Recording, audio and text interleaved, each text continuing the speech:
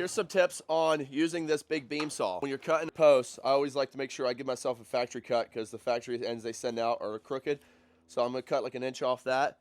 And what happens is if you have your posts on sawhorses, it wants to move around on you a little bit. So what I'll do is I'll start it off like this.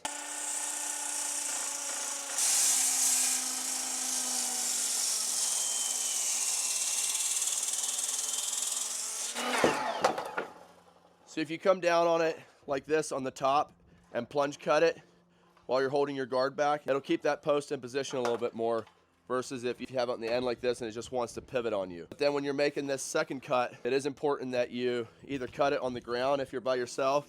If you have it up on sawhorses, I like to make sure I have someone hold this end.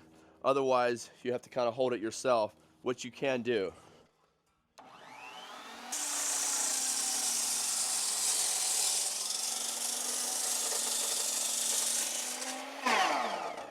If the post is short like this, you can do it yourself, but if it's any longer than this, I always recommend you have someone hold this beam cut off, because if you don't and it falls, number one, it'll damage this exposed pretty post, and it'll also crack the edges, kind of like a tree when a tree falls. It'll crack it when it falls and pivots here. So there's a couple tips for you on the beam saw.